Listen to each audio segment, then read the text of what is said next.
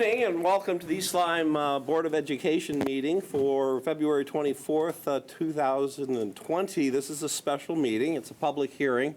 I'd like to call the meeting to order, and for everyone who can rise, please rise and join myself and John Kleinhans in the Pledge of Allegiance. Allegiance to the flag of the United States of America and to the republic for which it stands, one nation, under God, indivisible, with liberty and justice for all.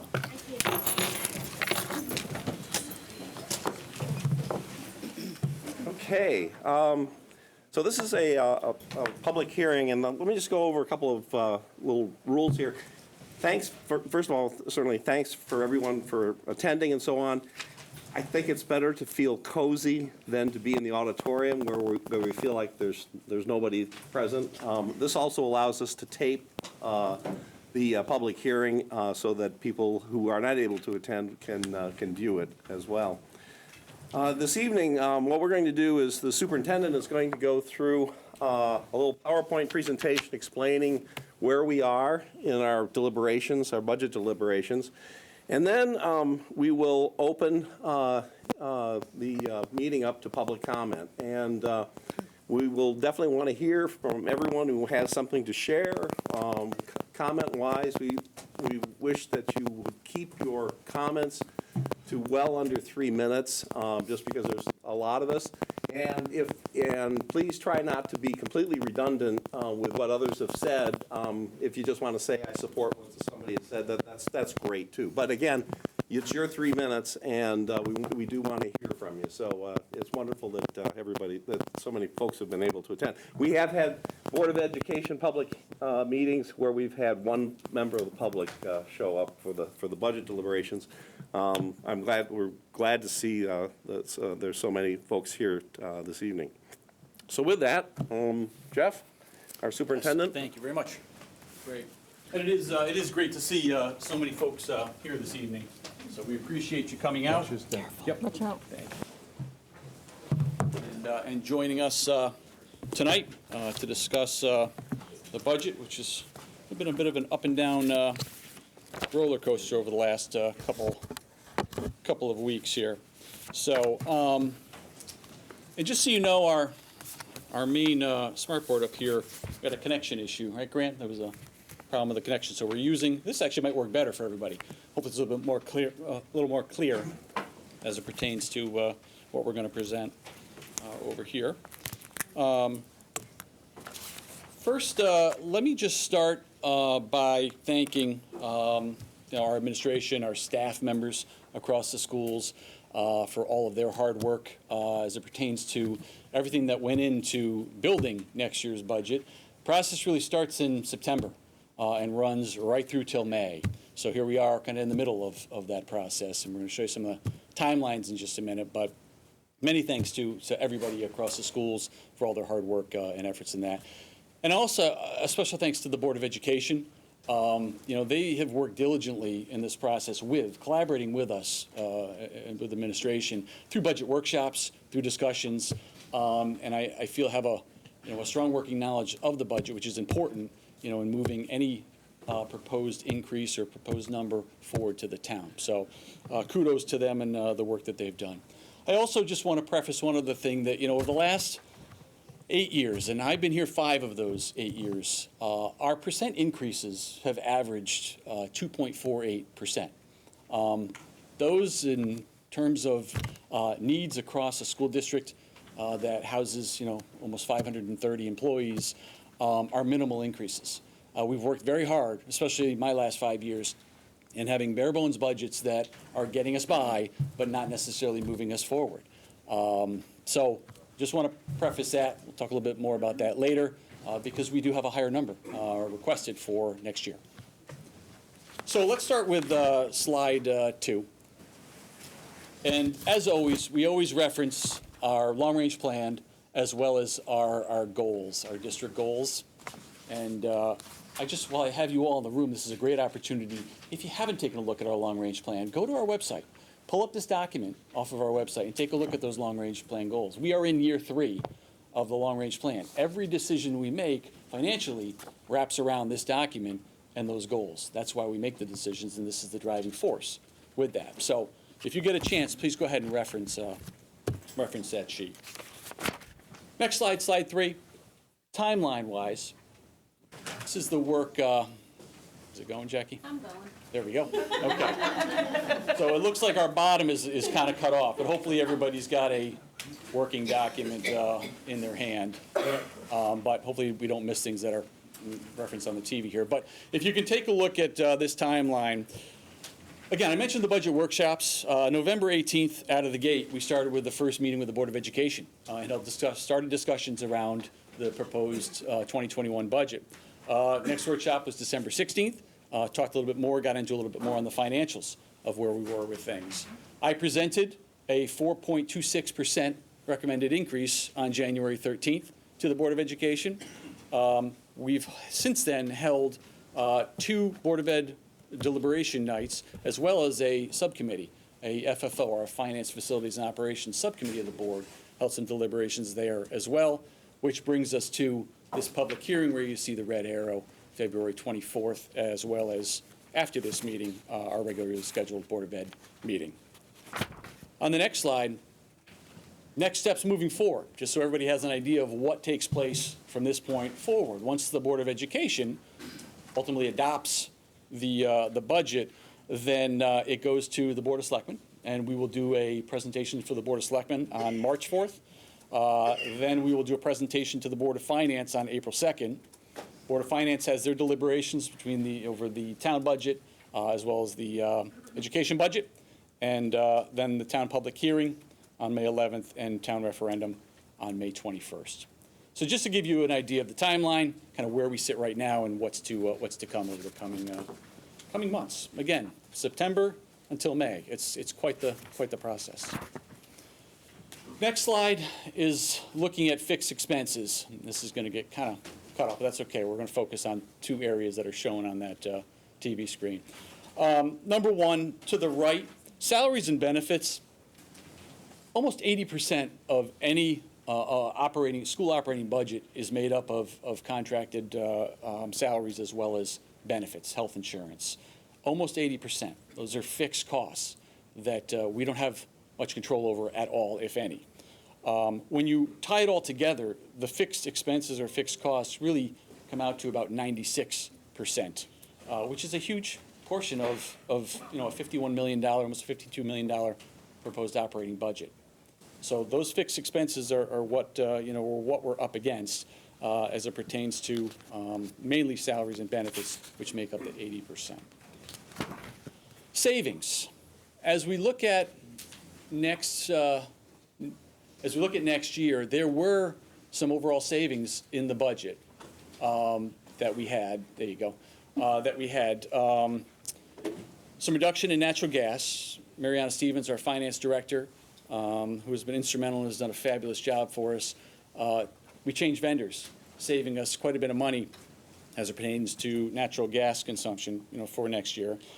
We are done with we had an early retirement incentive that we offered our certified staff 3 years ago.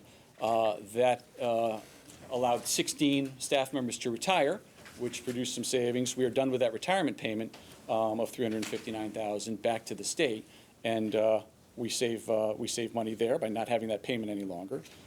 And for next year, all that is proposed right now is 3 teacher retirements, 2 full-time and 1 half-time teacher retirement. That's it. It's going to be a very small retirement party at the end of this year. Typically, we have 12, 15, 16, somewhere there, and then also have paraprofessionals that are part of that. It can be upwards of 20 to 30 retirements, but we have very, very few retirements. So a total savings, which is included in the budget, $559,806. We're going to show you where that's reflected in just a minute. So here's where it gets interesting, and I want to make sure we're not confused as we look at this slide. So on January 13th, I came in with a 4.26% proposed increase for next year. We worked with the Board of Education, had a lot of deliberations back and forth, talked about the need for some additional staffing that we would like to see as part of next year's budget. We collaboratively added those in as proposed right now. It brought the number up to 5.57% increase. That additional staffing was around $641,000 that we'll show you in just a minute. Now, breaking news, just as of, we got an email late Friday afternoon, which we investigated this morning, health insurance. We budgeted 9% for our health insurance for an increase for next year. If you remember, maybe you don't know, we have moved to the state partnership plan for this year. It was a good move. I think people are much happier with that plan rather than self-insured, because for this year we were at, what, 24% for an increase due to some high claims. So we found out this, after researching this morning, that the state is proposing a 4.5% increase for next year rather than we budgeted 9%. That's $288,000 roughly in savings that we have now quickly applied to our budget. So, very quickly, yes. So that takes our proposed 5.57 number down to 4.98%.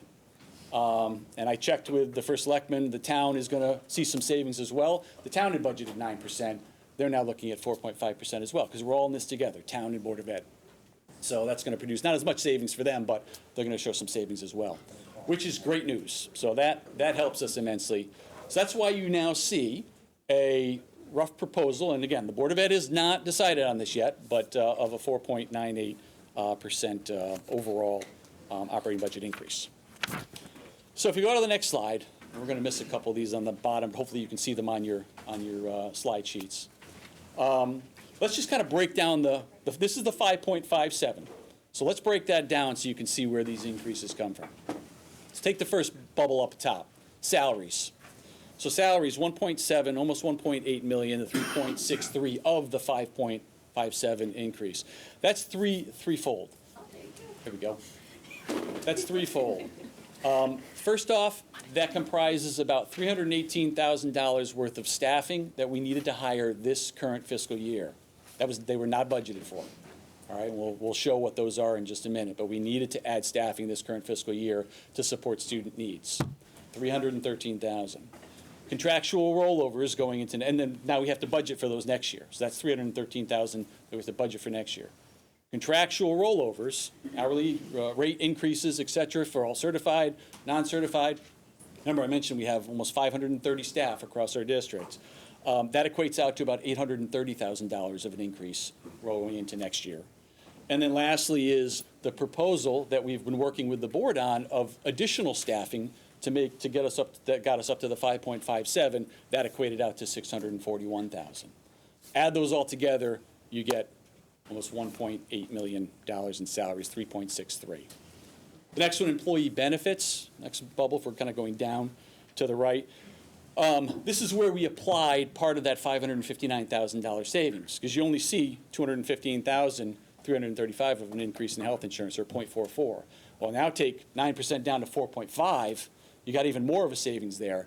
But we had applied some of that $559,000 in savings that we accrued this year to that number for next year. So employee benefits that's going to be coming in lower, and we're seeing that in the 4.98. Software, $321,144, the 0.73 broken out. That's us purchasing contracts, software contracts, and we talked about this during our first presentation back on January 13th. Purchasing 3-year contracts up front, paying for them now. We had a couple of them. Amy, do you remember there's a handful? There was like 3 or 4 contracts that we had purchased up front, paid for them now, so we're not going to be paying. They're good for 3 years. We're not paying for them in subsequent years. Correct? There you go. High cost now, but you get a better deal by purchasing them now, and then we don't have to pay for them for the next 2 to 3 years. So it's a savings as we move forward. So, but that's why you see a higher cost there. Tuition and transportation is special education costs. We are a district that has supports special education students in a great manner, but there comes a cost with that. We work very hard at it, but we have students that we need to outplace. Our outplace numbers have gone up a little bit, currently sitting though only at 13. But that's almost a $1.2 million cost. for outplacements. It's a lot of money between tuition and transportation. But our special ed costs have gone up a little bit, and that reflects the $275,000 due to student need. And just a point of reference for special education, just a couple years back, and we were in around 380 special education students. We're now sitting, what, 435? Yeah. 435 special education students across the district. Okay? That's prevalence rate sits about 14% for us, lower than the state average. A state average is 15%, but still, the number is growing. And we've got to continue to be responsive to it. And the last one, the leases, utilities, $140,000. The remainder of that savings of the $559,000 got applied there. So you see a lower number, and that number reflects a technology component. And we're going to talk about the acquisition plan through a capital improvement item, but there's a cost in there of about $200,000, and with the applied savings, it drops it to $140,000.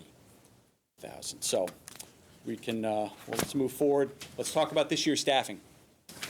I mentioned that we had $313,000 of costs, which we're still trying to make up for this current fiscal year. Natural gas was one of the biggest savings to help offset these costs for this year, but let's take a look right from the top. A 1.0 kindergarten teacher at Niantic Center. Our kindergarten numbers, we gambled this year and we lost. We did not hire the appropriate number of kindergarten teachers. Our kindergarten numbers were much higher than expected for this current year. We had to add one. We decided not to add an additional kindergarten teacher at Flanders or Haynes and rather go the route of paraprofessional support. That's why you see 5 instructional assistants, kindergarten support, Lily B. Haynes and Flanders. We also needed to hire a .5 special education teacher at Lily B. Haynes at the last summer for this current fiscal year because of higher needs. So a big chunk of this is special education costs. The other 2 on here are, you have the kindergarten special ed pairs and then the kindergarten pairs and then the special education pairs. We needed additional pairs to support students in need, and then the 1.0 instructional technician at NCS due to redistricting. Add that up, that's 12.5 staff members that we did not account for and did not budget for, but needed to add this year due to student need. The next page just shows a reflection of the cost of that, and I mentioned the $313,651. Roll that over to next year, increases, it comes out to $318,604. That's what's budgeted for next year, that corner number, $318,604. So then you look at, okay, we talked with the Board of Education further after we presented the 4.26 and the additional staffing that we really feel a need that's going to help move the district forward. And they are all listed on this page, which you can see in each of the boxes. I want to highlight kindergarten, the first box up in the corner left. We've got a little red star next to, or asterisk next to that one.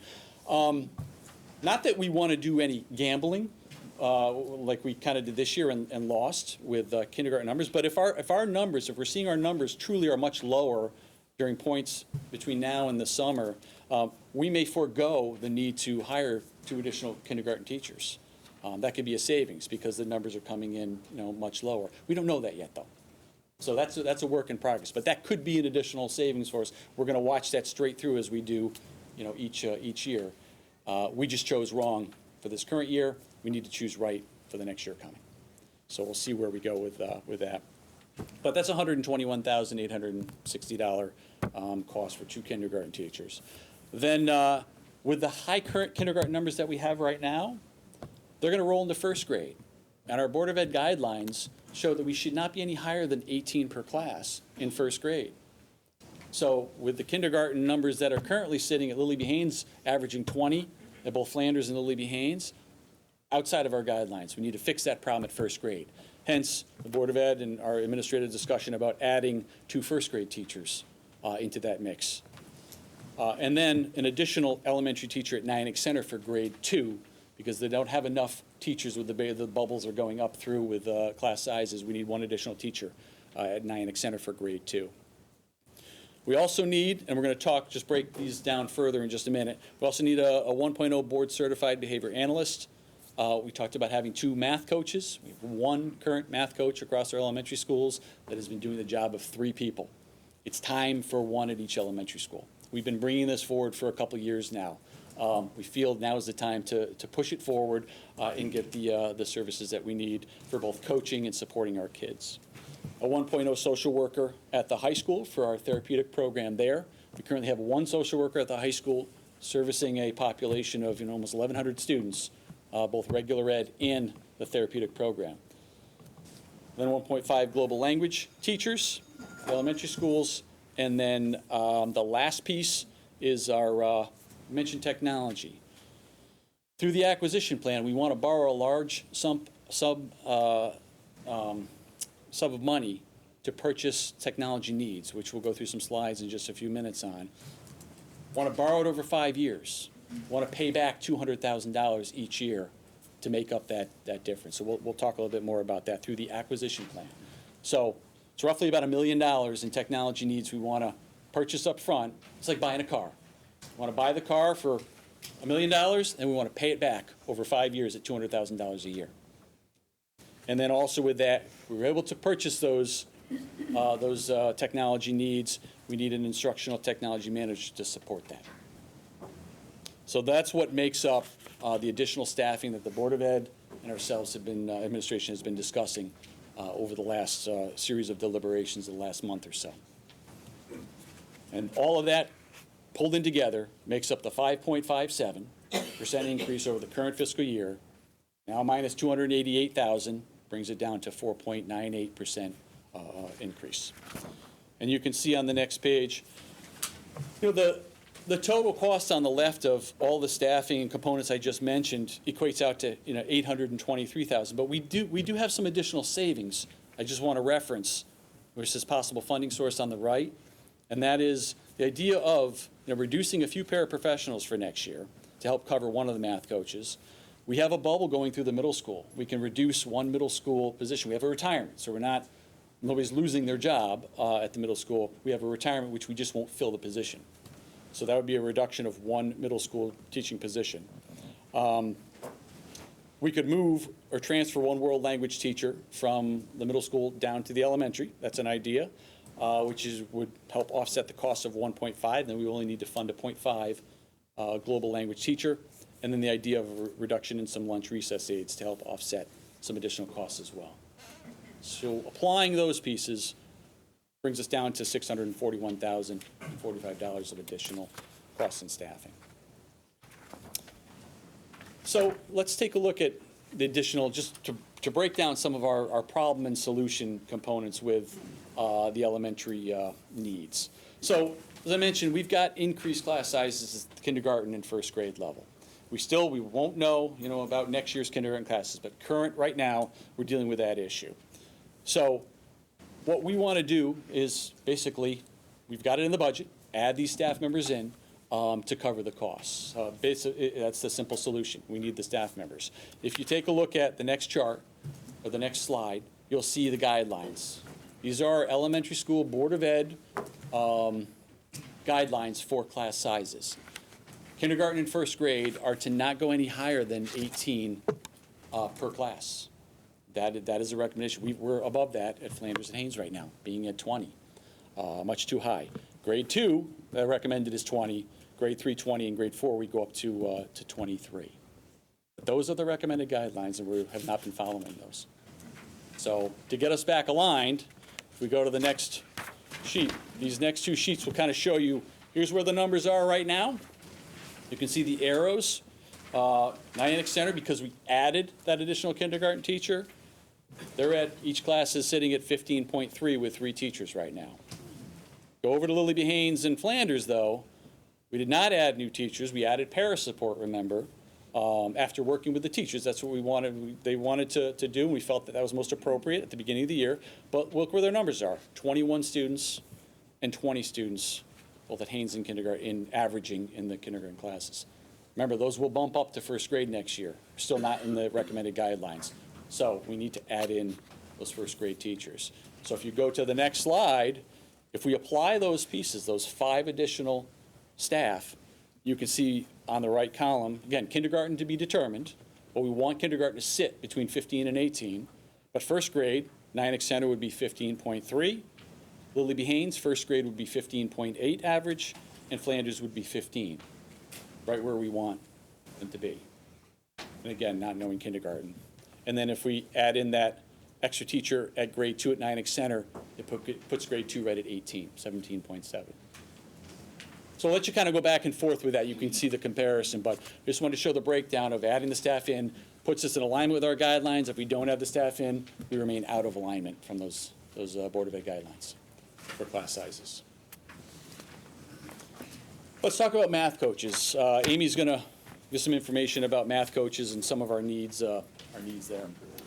Good evening. In the essence of time, I'm going to attempt to go very quickly through my two slides because I'm realizing we're halfway through.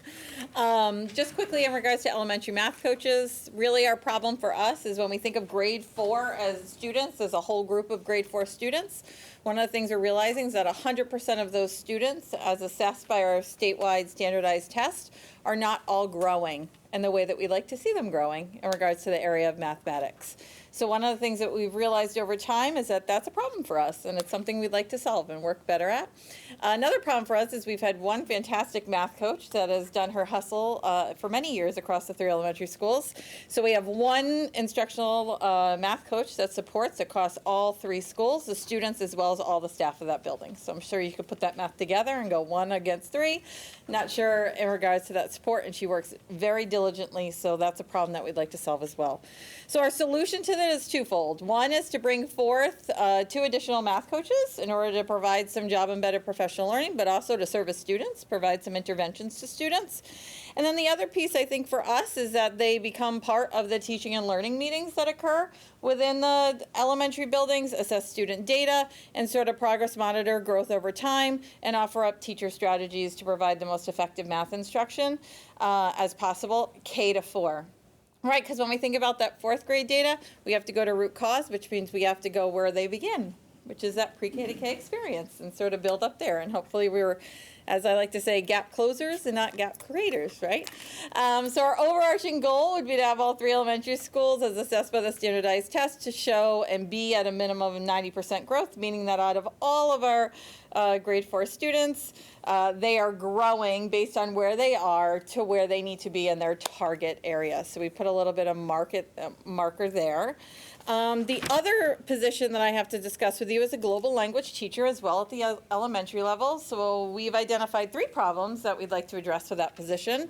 Number 1 is the fact that currently, with this year's model, students do not have exposure to any other language besides English as part of our K-4 experience.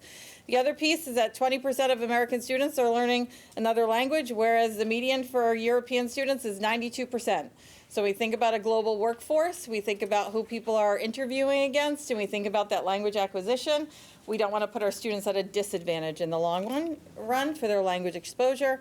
And then the other piece is that we did survey our elementary parents as well in August, asking them, do you have an expectation that language is part of the elementary experience? And we got an overwhelming response, yes, with targeted language identified and what they expect to see as part of the elementary experience. So we'd like to listen to that as well. So our solution is obviously to offer global language instruction, and one of the things that the elementary principals and I have agreed on, we want to offer it K-4.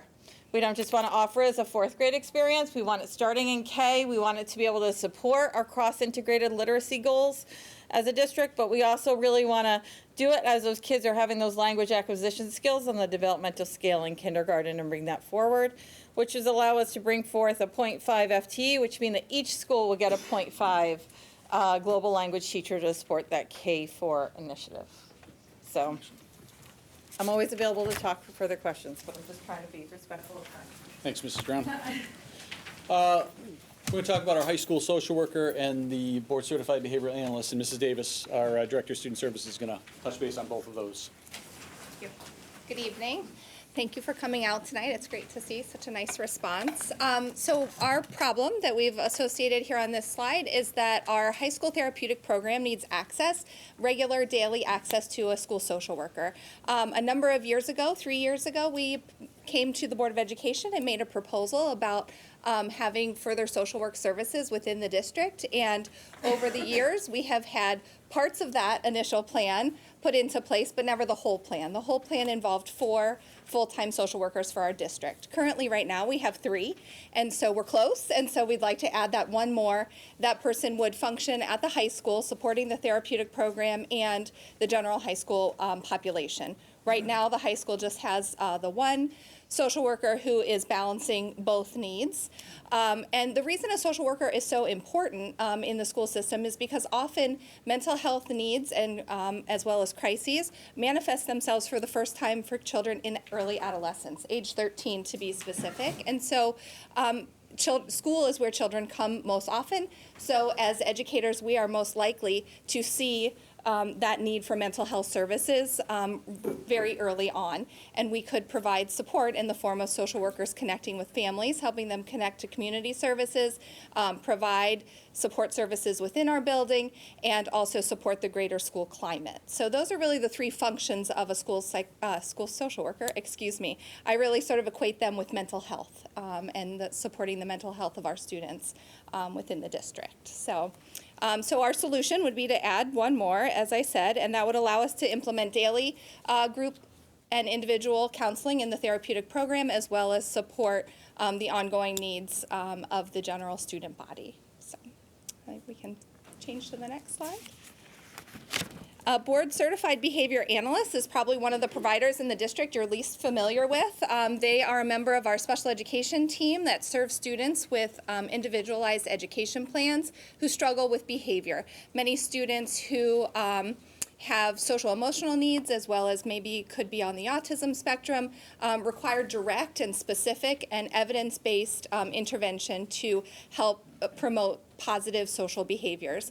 And the behavior analyst is someone who's trained to look and observe the student, define behavior, collect data on the behavior, and then propose plans and goals that help change and educate not only the student but the staff to support that positive behavioral growth. So much like a class size caseload or a class size needs to be around a certain number, the organization that certifies board BCBAs, is what we call them for short, has recommended guidelines, and they recommend between 10 and 15 students on a BCBA's caseload. We have one district-wide, and we currently follow 46 students for behavior intervention plans. So needless to say, sort of like class size, we need an additional provider. And that's because we do keep many of our students with really specific needs in our district, and we're not sending them to out-of-district placements. They're getting the benefit of seeing and socializing and becoming friends with their peers. They're staying in their home-based community rather than potentially participating in their school day in other towns. So it really builds community for both neurotypical children and children with special needs to keep them in district. So investing in our infrastructure to keep that going is key. So those are the 2 positions we're looking to add in terms of the Student Services Department. I just want to reiterate, thank you, Kim. I just want to reiterate the outplaced numbers. Learn, our regional RESC, has been doing a preliminary study on 18, they've got 18 districts so far in the surrounding area on the number of outplaced students that there are.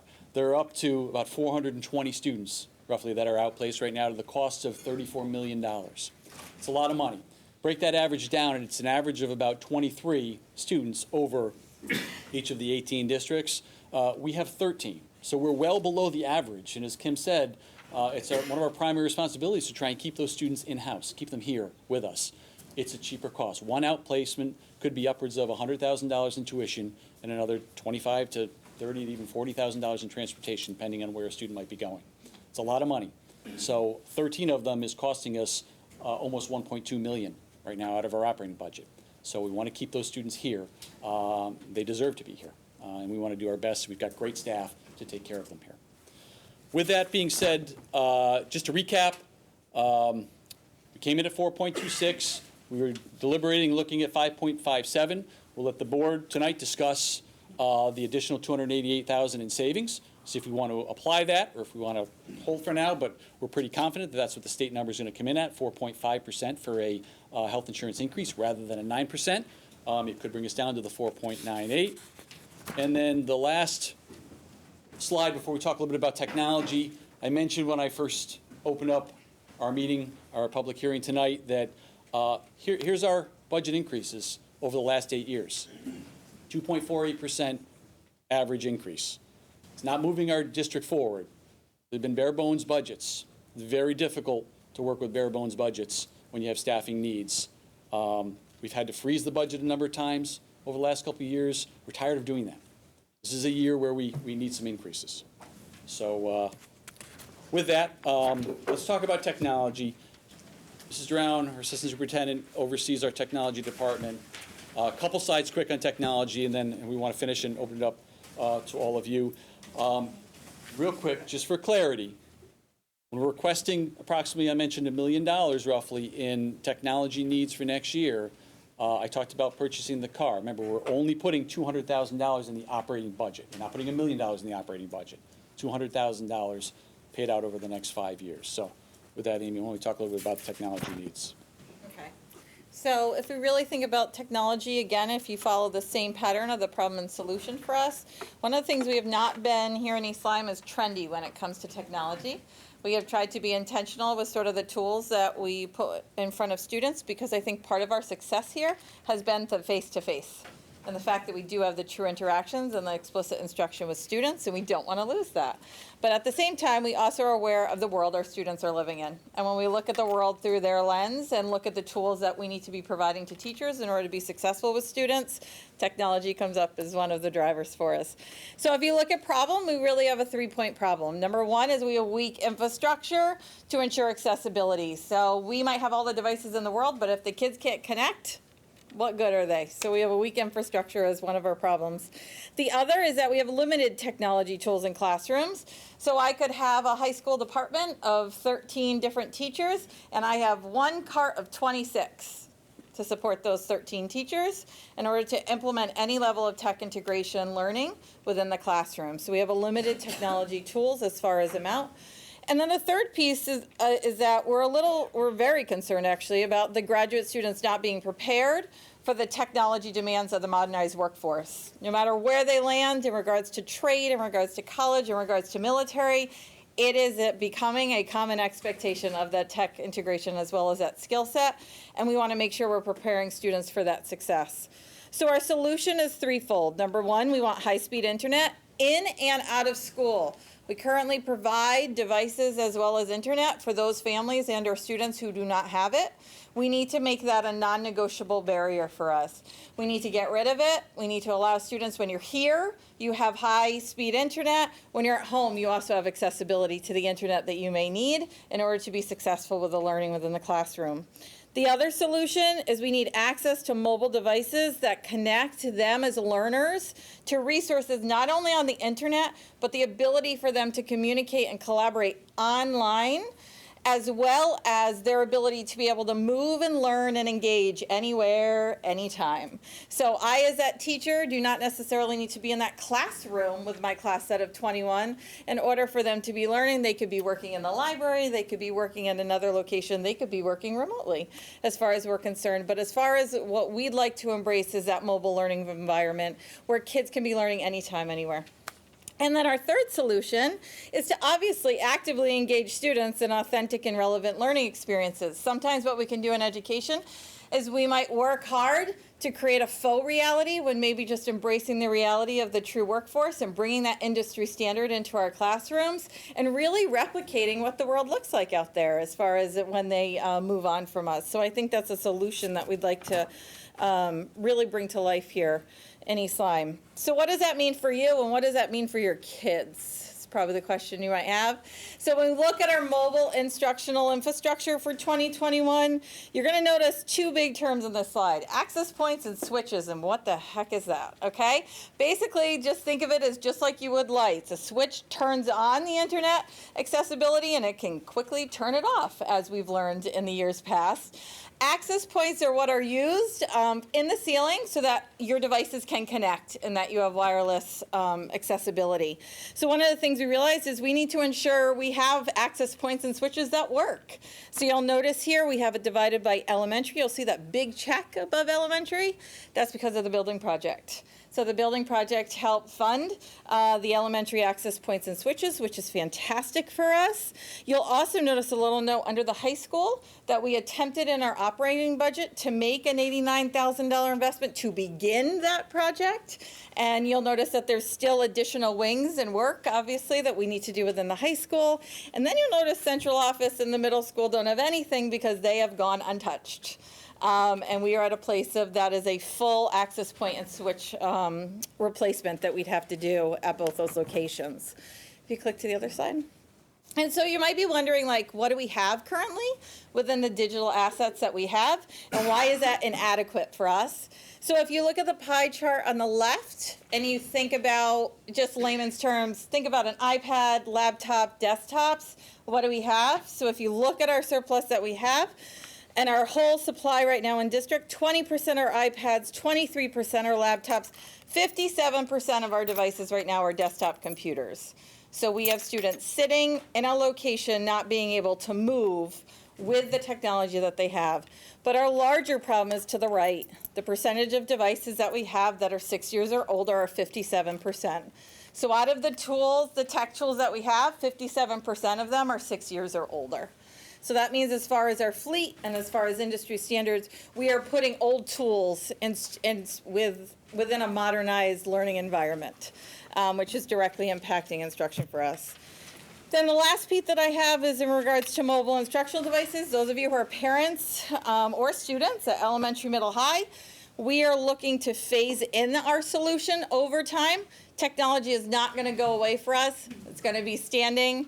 I'm sure you feel it in your home. You may have had a phone at one point. You now look around on your counter and you realize you have multiple cell phones, an iPad, things of that nature, and think, how did I get here, right? So that just evolves. As the world evolves, we evolve, right? And so do we as an educational system. So what you'll notice there is we have listed within the 2021 school year, this is what we would be looking to purchase in a very intentional way at elementary, middle, and high, and the total cost is at the bottom. One of the things that Jeff alluded to is the instructional tech manager. It's a large amount of devices, as you can see. So one of the things that we need to do is we need to manage it. Right? Everyone's had the experience of implementing something and it not being managed and or not being sustained and or not being supported. So that's one of the things the board has really identified as a means of support as we accrue and we create a better infrastructure as well as mobile devices. We want to make sure we have the staffing to support it. So we also alluded to problem solution there. And then the last slide for us is in regards to infrastructure. This really drives home for us the fact that, notice how the infrastructure is outside the circle. The really nice graphic for us and why we feel like it symbolizes is that if you don't have the infrastructure, nothing inside that circle can be occurring. So that's a direct need and it relates very much to our problem and solution. But I think what's most importantly is that our students deserve an environment in which they can thrive, not an environment where they cannot feel successful because of what we're giving them. Okay? Thanks, Amy. So, with that being said, you know, we have a wonderful school district. We have fabulous staff, parents, students. We want to be an even greater school district. As a superintendent and as a parent of 3 kids in the system, I want nothing but the best for my kids, and I know that many of you sitting here want the same thing. That's why you see the budget that we have recommended to the Board of Ed that's in front of you. There are a lot of parents and a lot of families that move to this town because of the education system. We want to keep that going and continue to see families move here, and we want to continue to provide a great education for our kids. So with that, we'll close out our comments and we'll turn it back over to Dr. Hagan and the board. Okay, great. Thanks for everybody's patience and hearing all that detail. That's an awful lot of information to absorb. But we'd like to move into hearing from you folks. And as I said at the beginning, if we could keep our comments down to well under 3 minutes, that would be great. But again, I want everybody to have a chance to speak and to be heard. So as I recognize people, if you come up to the little podium here and give us your name and address, and then you can address the board. The board will take in the information. If there are questions that are raised, we will be writing those down, and our superintendent and his staff will obtain answers to those questions, but this is not a dialogue session. What we will do after this public hearing, take a brief recess, and then we will come back into a full board meeting to have more discussions on the budget deliberations and where we are as a board in terms of the input that we received tonight and where we think that the district is as a whole. So with that, we'll be more than glad to hear comments from any member of the public concerning what you've just heard and our budgetary situation. So who would like to go first? Mike? Someone has to break the ice. Now, just Thanks, Mike. Be nice. This is the same person all the time. Glasses, please. I'm Mike Schultz, live in Lover's Lane in East Lyme. Used to have the country store up the road here, and now I'm almost fully retired. I'd like to thank the Board of Education and, of course, the school staff for their service that they've provided to the town.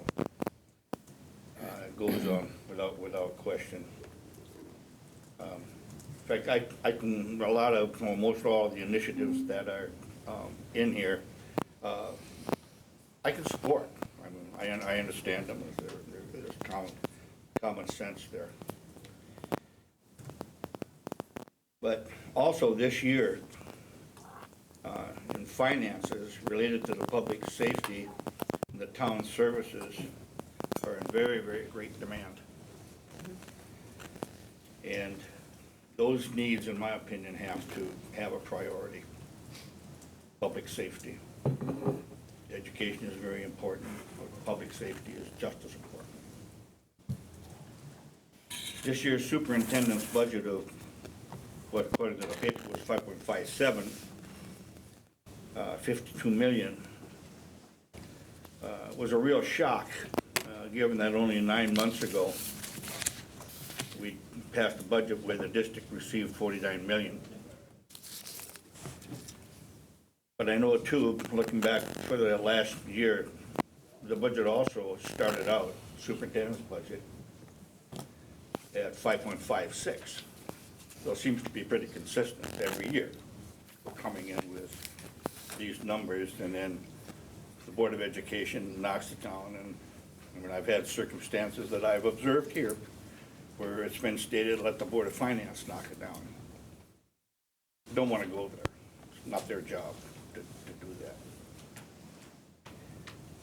I'd also like to address, hopefully I won't take more than too long here, at the February 12, 2020 Board of Finance meeting, Mr. Nickerson, our first selectman, reported that at a meeting he attended with Representative Kathy Austin, our state senator, spoke of the trajectory of rising cost of education and how unsustainable it is for the towns. That's where we are. Some towns are taking away services from all the people, the entire community, to be able to pay for these education costs. Only one in our leadership was willing to step up and ask our public sector for help. By facilitating an agreement for a 1-year wage and salary freeze for the entire town and the school system. I'm asking for a wage and salary freeze fiscal year 2020, 2021. Not asking you to give up the things that you want for the school, but I'm asking you to give up the increases in the wage and salary increases, which are very Probably deserved, but very significant. I'm sorry, is there a time limit? Yes, I am timing. You can see we're at about 3 minutes. Okay. Thank you. Okay. It boils down to affordability.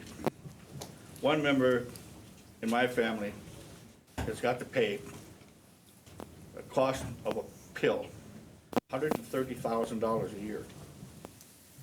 There's $356 a day for that pill. So that's why, in many cases, us old folk in town are having difficulty supporting. Thank you. Thanks, Mike. Okay. Who would like to go second? Anybody? Raise. Go ahead, right here, right? There we go. And then you'll go next.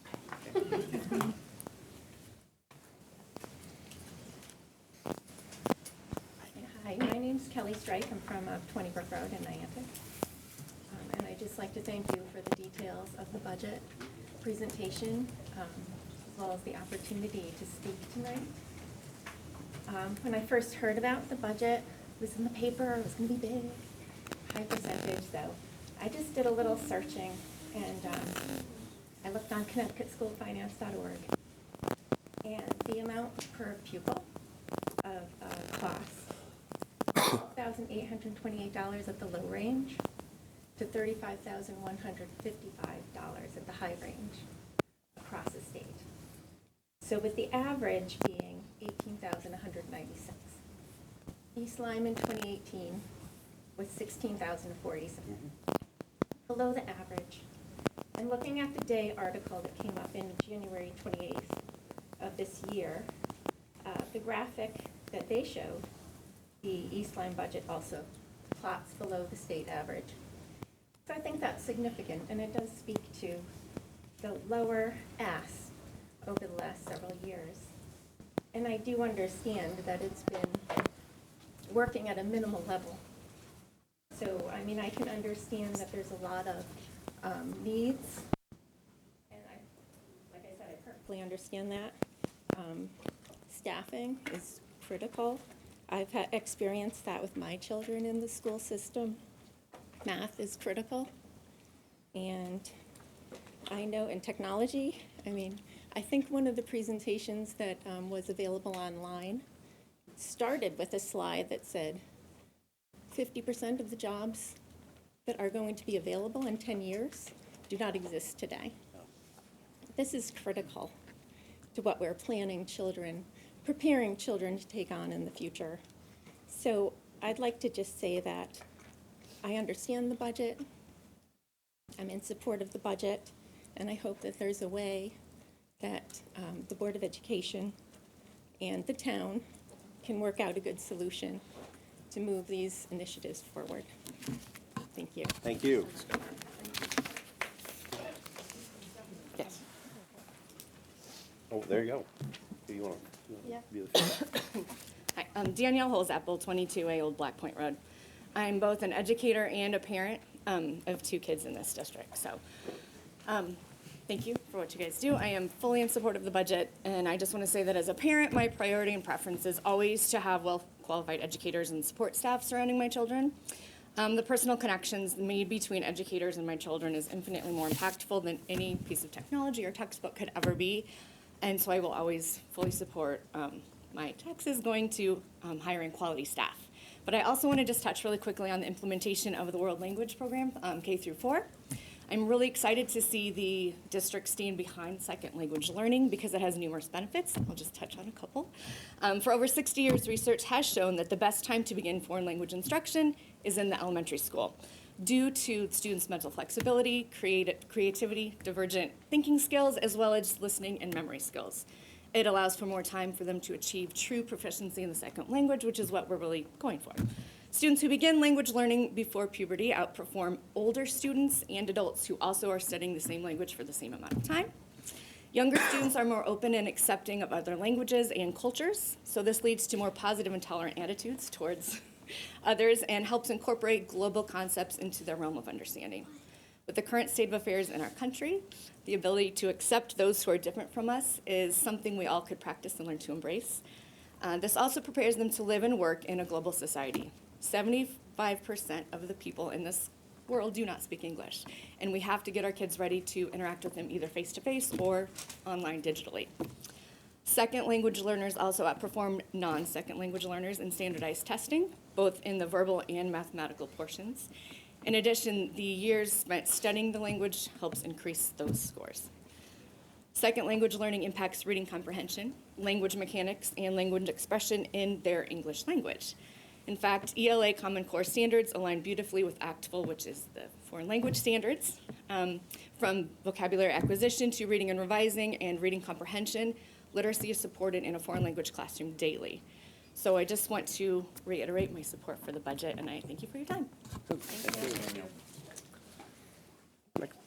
Next person? Yep, Brian?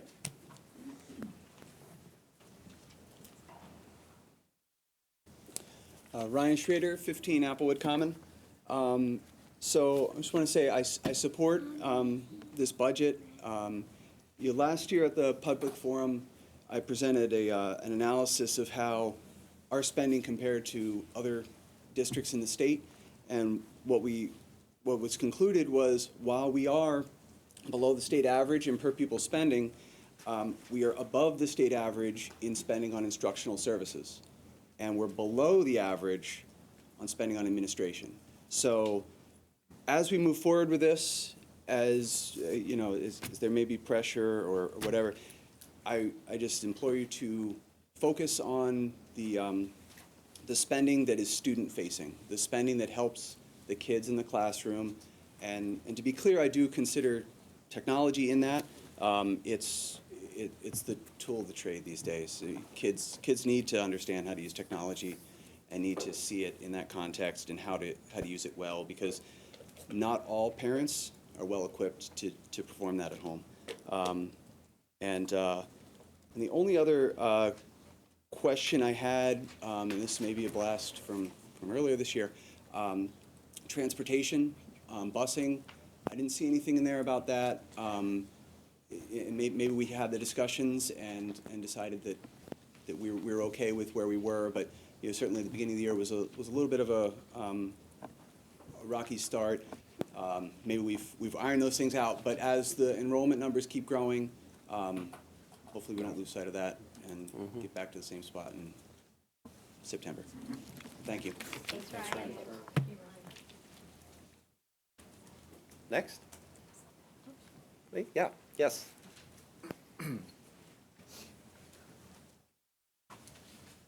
Thanks to the board, for the hard work on the budget. I think it's a good budget. We're finally getting like a real budget. I mean, I think the average over the last 5 years was like 2% or 1.8, which I don't think cuts the mustard. So this is really good. Thank you. The one thing I just implore you, the class sizes, like the third and fourth grade level, it wasn't really talked about. You were talking about the kindergartners, but like Lily B. Haynes is above the average. I think Flanders is above the average. So if you guys can look at that, maybe you talk about extra spending, maybe hire an extra teacher at the third or fourth grade level at the elementary schools. That was really all. Okay. Can we just have you do the name Giancarlo, and just your give- Oh, address? yeah, Giancarlo D'Angelo, and I live at 65 Arbor Crossing. Thank you. Very good. Anybody else? Yeah.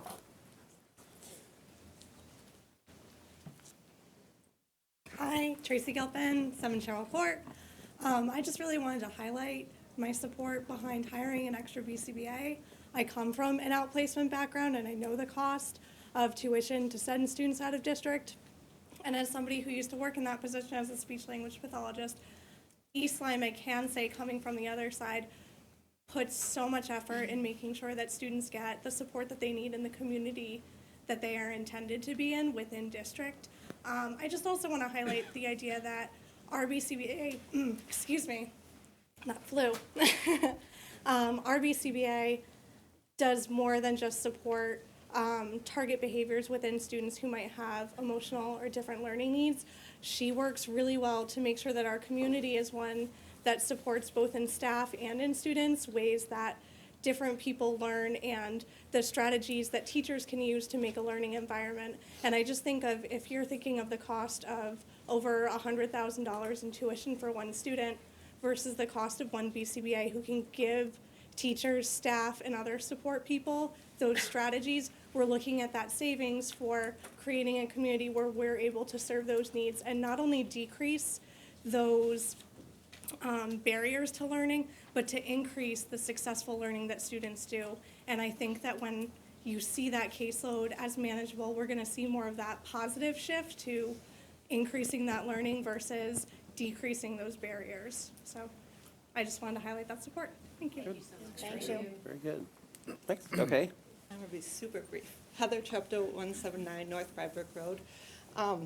With 3 kids in the district, 1st grade, 5th grade, and 9th grade, Oh, boy. I can see a need for all of everything that is in your budget, especially the world language, the 5th graders, just the technology in general.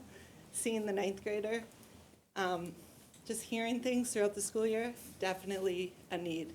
Because in my opinion, too many kids use their phone, which I don't think should be the case when you're in a public school. So I support this budget. Thank you, Heather. Good, good. We gotta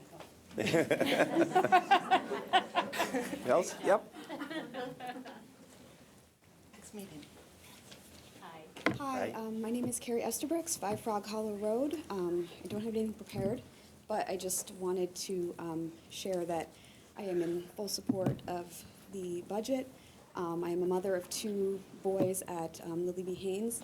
One of them has an IEP with special needs, and I am in full support of the BCBA and the extra teachers. He's in kindergarten with a class of 21 kids, and we've had numerous behavioral issues, and I know that some of that is probably due to the large class size, and there's just not enough support. So I just wanted to, Thank you. reiterate my support for increasing the budget. Thank you so much. Thank you. Yeah, thanks very much. Who'd like to go next? Yeah?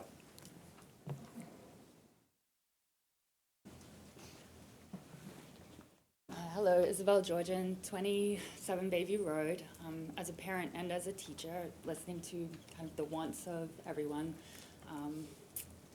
I understand we want world language, parents want better math scores, reading scores, all of these things, but it really comes down to time. That we want all of these things, but you have a global language program, that's time that I'm not spending with kids. To get those math scores, to get those reading scores, you have to look at what we are able to do with students in a certain amount of time. And that goes down to, I think, we can put all these things in, but I have to have a number of students that I can get to and give that individualized attention. And class size, I think, is really where all of those needs that we're hearing from everyone, I think, can truly be met, but it also is the financial cost that goes along with that, understood. But from the on-the-ground experience, when I have 16 to 18 kids is a lot different to 21 to 23, even 24 kids that we've had at sometimes. And that goes into behavioral needs. You were able to provide that support, whether it's academics, social, emotional learning, behavioral. And I'd just like to say that I would appreciate keeping the class needs down so that we can meet the needs that everyone seems to be looking for. Thank you. Thank you. Next? Next? Yep. Hi. Kyle Doughton, 5 Rockwell. Well, first, I spoke not too long ago, and I'm glad I'm following her up on what she just said. And I agree with pretty much everything in the budget. I think we need a lot of it. But at the same time, I could argue against or differently with a bunch of the things in the budget. And just to touch on the town that was mentioned earlier, I think if we look at the town is doing just fine, and it has received a lot of new things. If you look at Public Works, our Parks and Recreation, our town as a whole, and our Public Service Department is working on a new building and has some great cars that they're driving around in. So I think we are doing a good job as a town, so I wouldn't back down on your budget. But I would question some of the things in the budget. As an employer, the students that we're producing at the high school level, I don't feel are necessarily ready for the workforce.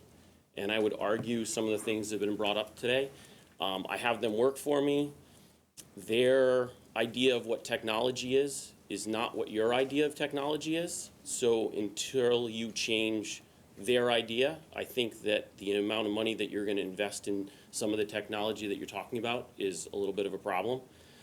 Yes, we need new network switches and we need good Wi-Fi in the building. Do we need to have cloud-based learning where the kids have access to mobile computers all the time? No, I don't think it's going to add that much benefit, and I think most of that can be done in secondary learning. It doesn't need to be done at the high school level. I feel that a lot of the kids need more life skills. They don't know how to balance a budget. They don't know what QuickBooks is. They don't know what Adobe Suite is. They know what Instagram is. So from that point of view, the technology, I think, could be reined in a lot. And desktops are a lot cheaper than laptops and iPads, and they basically accomplish the same thing. And kids used to go to the library to check out books because they didn't have books at home. So if we created some type of a learning center where they could come and get the access to the high-speed internet, I don't think it needs to be something that we need to provide for them at home. When it comes to the teachers and the behavioral and the curriculum, I feel like that we've added a lot to our curriculum in the last few years. We've added a lot of training for the teachers. The teachers are out of the classroom and are overwhelmed, both with the technology they've been introduced to and the curriculum that they're having to teach. And with the added class size, I think that's all a problem. So adding a behavioral certified board behavioral analyst would be great, and I think it's needed. But if you create behavior plans, the teachers have to implement them. And they are at the point now where they need secretaries because they are being required by your previous technology plans to input data throughout the day, and they don't have the time. They're in front of a computer rather than in the classroom teaching the kids. And I think we can reduce the cost on education if we put the teachers back teaching the kids and keep the technology separate and a little bit less. So as much as I'm for the budget, I also question if there's an opportunity cost. This is what I spoke about last time I was here. There's an opportunity cost with everything. Yeah. When I spend money in my business on technology, the cost is a lot. Right now, I'm trying to figure out how to go to trade shows and run 2 laptops off my servers at my shop because it would cost me $10,000 to upgrade the system to be able to run them independently. So there's always these things. And I mean, from credit card processing, everything in business, there's a lot of different opportunity costs. And I don't think that we're looking at the long-term costs of investing in some of this technology and what it's going to cost for licensing down the future and what they're going to say when this doesn't work or that doesn't work. So as much as I'm definitely for the education and the technology in it, but I think the kids need to be ready to receive the technology that's going to be used in the workplace. And I apologize if I'm taking too long, but my business is selling expensive toys to people with a lot of money. And so these people own lots of businesses, and they are the people that have been successful. And their number one concern, and where I do business is like a social atmosphere, is people in the workplace. There was a guy driving from Massachusetts to New Jersey 2 weeks ago. We got on the subject of employment. He sold his company to Verizon, and he was going to try to sell more telecommunications. And he said, if I close a deal with the company I'm going, we don't have anybody to install it because we're relying on a kid on his mom's couch playing video games to come run fiber optic cable. So I think we really need to look at what jobs are out there and how we can get kids motivated to want the jobs, not necessarily give them luxuries of all the technology. Thank you very much. Thank you. Who'd like to go next? Anybody? Come on. Anybody? Oh, here we go.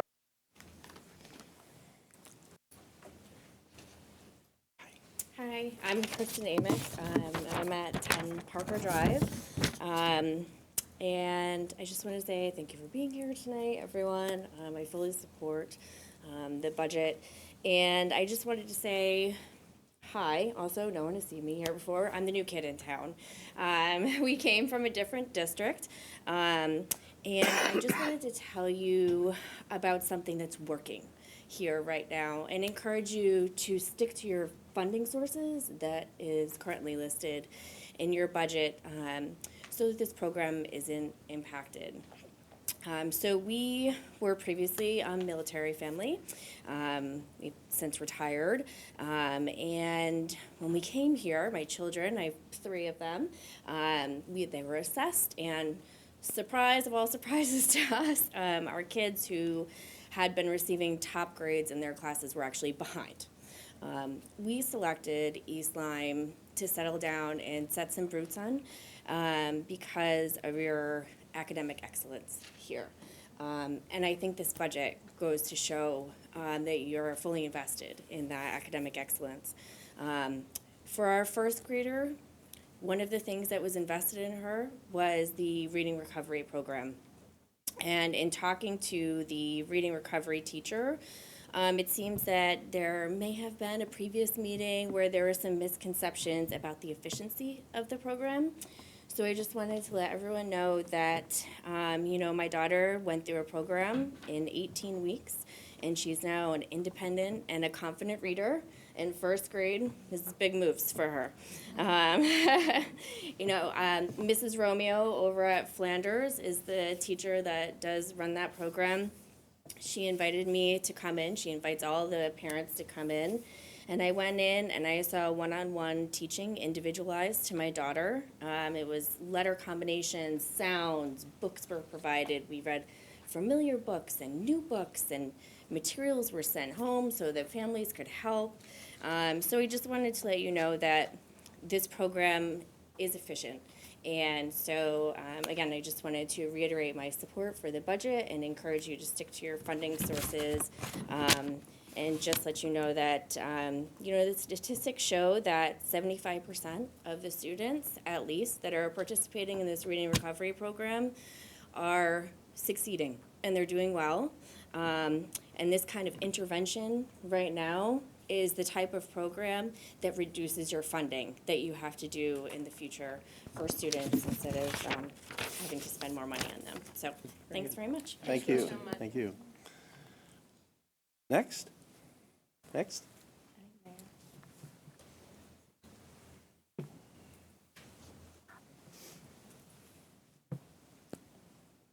Maya Vargas, 18 Pontiac Drive.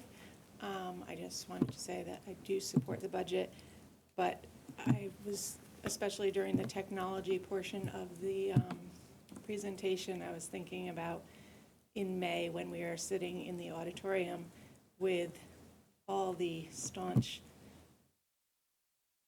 not supporters of the budget, which usually outnumber the supporters and are very loud. And I felt like that part of the technology presentation, just some of it to me felt excessive or maybe not described in a way that I would be 100% behind it. So that might be, if that's something that is really important, I think that it needs to be presented in a way that the naysayers are going to buy into it a little bit more, because it was a hard sell even for me, and I'm always supporting the education budget. So just wanted to say that. And then for everybody else, if you all don't show up at that meeting, then there's more people against than for. So it's important to go to that meeting in May. That's it. Thank you. Thanks. Next. Anybody else? Right there. Totally off the cuff here. Hi, Crystal McLean, 19 Tanglewood Drive. Hi. I just want to say I'm here with my son, who is 13. He's in the middle school in 8th grade. We moved here a year and a half ago from Palm Beach County, Florida. Big school district, lots of resources. In 5th grade and 6th grade, my son was coding. Come here, he's got nothing to continue that. So I want, for the people who are questioning the need for technology advancement in the school, there are students all over this country that are having opportunities to do things. This is the way that the world is going. This is the way we are moving, where they need this access early, and they need it often in every way. For him to be able to code, he could have started working right out of high school. There's a lot of things, a lot of opportunities that were presented to him, web development. It's just part of our life. We have no idea how important it is to start them young. Because just like with a language, they pick it up so quickly when they have the opportunity to learn it when they're really, really young. So I just want to say I am totally in favor of your budget, in support, and I hope to see more technology in the schools going forward. Good, thank you. Anybody else? Anybody else? Yep. My name is Sarah Sesko. I live at 25 Willow Lane. I have a set of twins in kindergarten at Lily B. One has a class size of 22 kids, and one has a class size of 21. My son in the class size of 21 is special needs. His twin is not. And he has really struggled this year with the class size and behaviors. And I've tried to work with the school to get him extra help, and we've gotten a little bit. And so I would like to say that I fully support the full budget, and I additionally really support the making the classes smaller and adding more support. I think that's a win-win for everyone, having a child, twins, one with special needs, one without. I see the impact on both children. So the one without the special needs is impacted by a large class size that a teacher can't control. And so the kids without special needs are losing out, and the kids with special needs are as well. So it's just not a win situation. And then secondly, regarding technology, I am all for the technology. I think it is fabulous, and I see that, like you were saying, giving them those opportunities at a really young age, but additionally, I also see those who are less fortunate, who can't drive to a center to access Wi-Fi, who don't have access to those things at home. Giving them that ability opens so much more doors that they wouldn't have open to them before. And I feel proud that we're a school system that wants to give everyone that access. And I feel that all kids should deserve that access to those type of things. So I fully support the budget in that respect as well. Okay. Great, thank you. Other comments? Anybody else? Going once? Twice? 3 times, okay. All right. And thank you, everybody, for being concise and to the point. I think it was very informative, and I'm sure that the board will take all the input very, very seriously. So with that, I will entertain a motion to adjourn this public hearing. I would like to motion that. And the second, Jill seconds it. All those in favor signify by saying aye. Aye. We are adjourned, and we will take a brief recess and come back to go into our regular scheduled board meeting for the evening. So.